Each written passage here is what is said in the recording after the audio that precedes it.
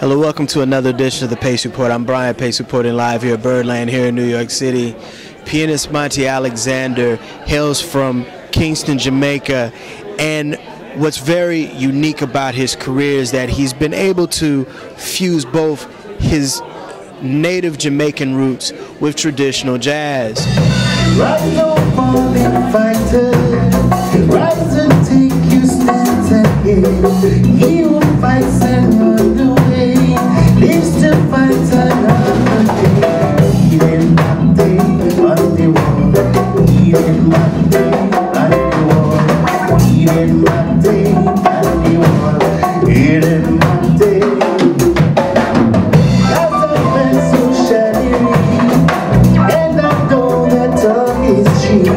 Something that got it battle. How they sweet that victory. Hidden Monte on the wall. Hidden Monte on the wall. Hidden Monte on the wall. Hidden Monte.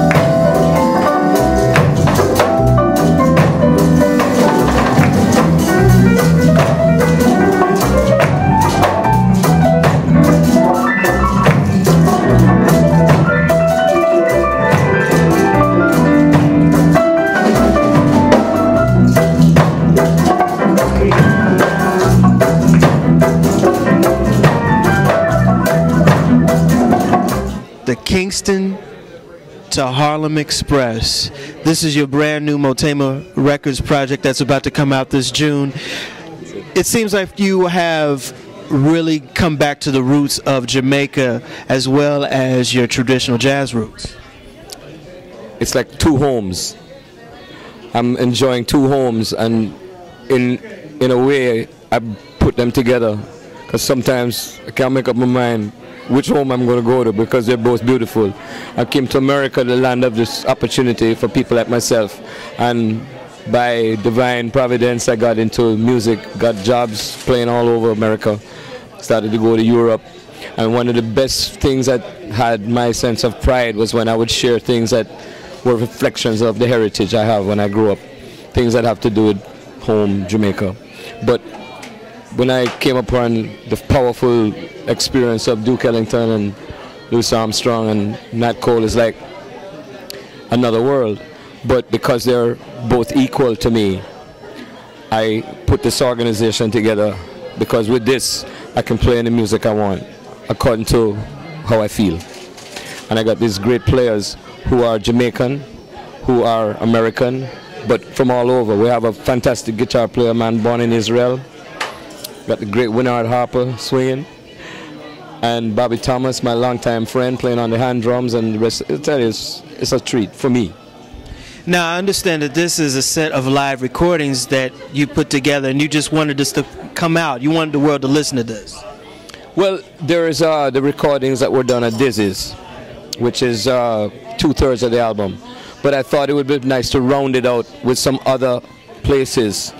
A couple of things that were recorded in Jamaica, you know, little nightclub vibe, you know, and then some tracks from Paris, a track from Germany, a track from Holland, so it becomes even more authentically a world express experience, and just to hear different audiences and all of them so receiving this effort joyously, and I wanted to share that with the people. So it comes out. It's a wonderful group of people at Motema who are motivated to bring something a little different. Because jazz, I've been living in the world of jazz with having played with some of the true masters. This is Gillespie, Ray Brown, Milt Jackson, and I wanted to share with those people this other thing, that unless they went to book a flight to Jamaica, they wouldn't know beyond what the little that they know or misunderstand. Now this isn't so far-fetched because you have recorded 2 albums really in homage to the great Bob Marley, and you've incorporated his music and put it in jazz form. Tonight you paid tribute to him also. What is it about Bob's music that really moved everybody? I know for me, he kind of empowered me. He wanted me to, you know, use my mind, speak up, talk about things that are real prevalent, what's going on in society. How about you? Absolutely the same. Absolutely the same. First of all, on one level, you hear his music and these songs that are so catchy, to use a phrase. You can't forget them. All those riffs, those bass lines, and this man, like the voice in the wilderness, singing out, and people responding to that positive energy, and his admonitions and his warnings that came right out of the scriptures. A lot of his music is really Old Testament based. So he affects people who think beyond the here and now. But the other thing he is about is to encourage people to think for themselves, not to be in a prison of negativity. And we talk about revolution of the mind, emancipate yourself from mental slavery. Mental slavery mean like don't believe all the junk, you know. So Bob is a motivator for all of us to think better, live better, and respect one another, love one another. I mean, that song "One Love" is a part of the way I feel when I do this, because it's all these great guys coming from different areas coming together like a family, respecting one another. That's what he was saying.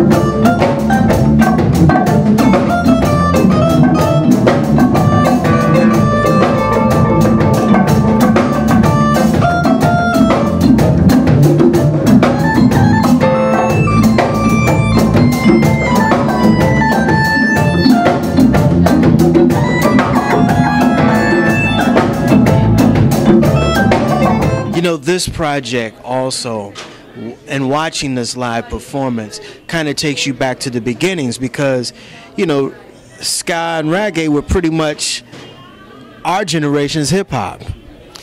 I would say the young people in the 50s were tuning into the groove. Jamaica was a real melting pot for ideas that were so raw and close to the true roots. There was no calculated stuff, you know, where they had the studios were so primitive. I say that because microphones that were not the top-notch high stuff. The piano was out of tune. I couldn't find a tuner. There was something about energy going on, and that's the power of recording when it tells the truth. That's what you heard on those records. And it was so real. The people, it had nothing to do with sophistication or education. It had to do with soul. And it was like what came out of New Orleans, what came out of the blues in Mississippi. It's the same thing. It's people, African people in Jamaica expressing themselves. That when I was a kid, I hear this thing, this rhythm get down in my soul, and I want to play that, just like when I heard Sam Woodyard with Duke Ellington swinging so hard. It was about an energy that was a heartbeat that affected people. And the beginnings of the Jamaican experience with music was about a rhythm. I would say a rhythm. We go into the studio and play a rhythm, man, and the rhythm would catch the people and they dance. And I used to go watch the people dancing on a Saturday night at the sound system. So I was right there with like my mouth hanging up and going, wow, look at that, look at that. And I saw the people dancing because they work hard all week. When the weekend come, open air, the guy bring the big speakers, and that bass, you hear it all over Kingston, you know. So that affected me just like when I saw Louis Armstrong on the stage of the Carib Theatre in 1956.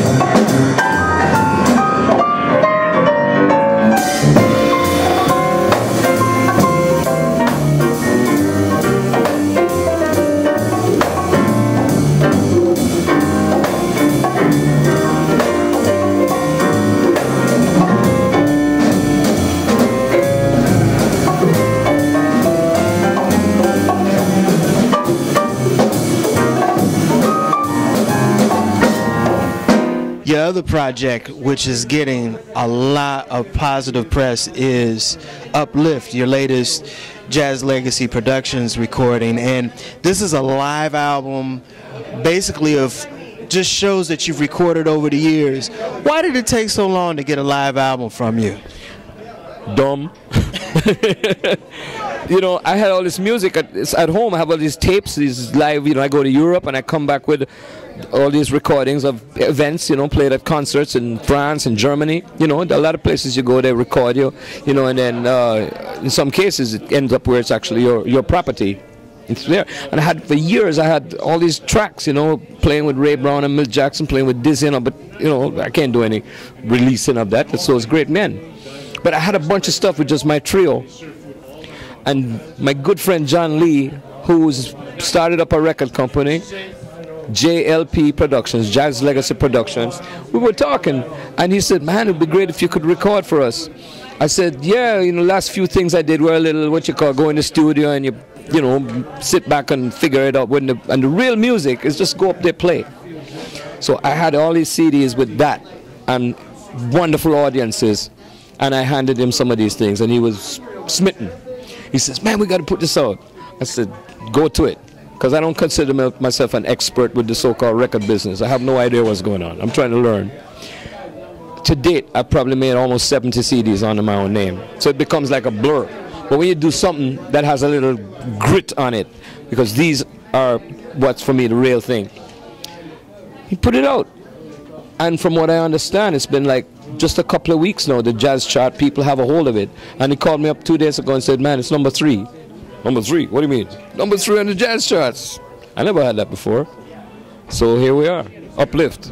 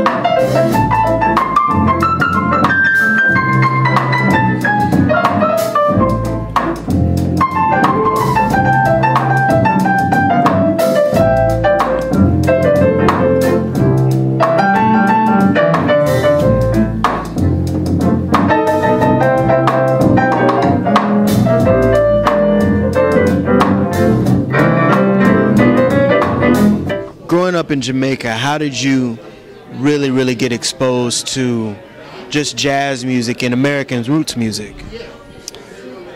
The power of jazz all over the world. There's a little nest of people who just hear this music and they just want to taste it, touch it. And in London you have it, in Paris you had it, in Tokyo you had it, and down here in Jamaica there were some men who, if they could, they would have been on 52nd Street with Bird and Miles and all those great people. They were hit hard over their heads with bebop, with the blues. And I was fortunate to know those guys when I was like 12, 13 years old. I remember them like they were right in front of me. Musicians, there was a man named Roland Alfonso, who played the saxophone. Don Drummond, a great trombone player. Ernest Ranglin, who's with us, swinging, playing that guitar like nobody's business. He's one of my heroes. And that was a group of men that also became the Scatterlights. And I played piano on a lot of records with those men. But they were jazz guys. Just like Norman Granz at Pablo and Verve did, who started jazz at the Philharmonic. He told the musicians, look, you can play all that stuff, but make sure it keeps swinging, which is what all they did. All those guys, Illinois Jacquette, Oscar Peterson, they were swinging because that's what greeted people. This is people music. Jazz, to me, at its best, is folk music, meaning it's for folks. And Jamaica, at its best, is people music. And I got smitten with people music from a kid. I can't let it go. I don't know how to react to kind of museum music or music in a laboratory or how you do this and the technique. I don't know what it is. I can't figure it out because I'm not smart enough for that. You got to have a degree in all the technical stuff. And I don't, to this day, I don't really read music. So I react to things that make you feel good. So I want to try to be a make you feel good musician. Some people say we're in the business of healing through music. And jazz is the highest form. And jazz is just a way you go about what you're doing. It's not this or not that or this. It's just an attitude. It's a democracy. I love how Wynton Marsalis talks about it, bringing people together. And that's music all over the world. In Africa they got it. In China they got it. But in jazz, there is an expression thing where you can go to the highest mountain. It never. And by the way, you think you got it tonight? Come back tomorrow. You better do it again. It's like those guys playing golf. They never get it right. Tiger Woods trying to get it right. You know, we're all trying to get it right, and that's what this music is. You can't get bored.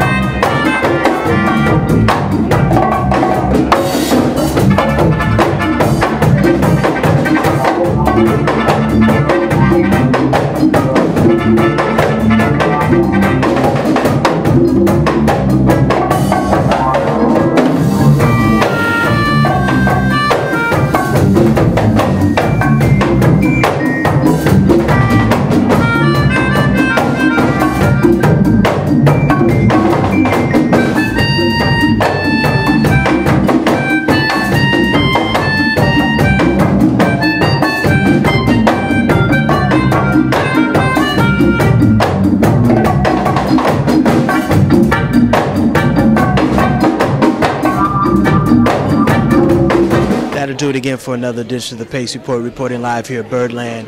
I'd like to personally thank Monty Alexander for his time, as well as the comments from Wynard Harper. As always, please visit my website, www.thepacereport.com, for my weekly column as well as my past segments. Until next time, remember, if it's in the groove, it'll make you move. Until next time, peace.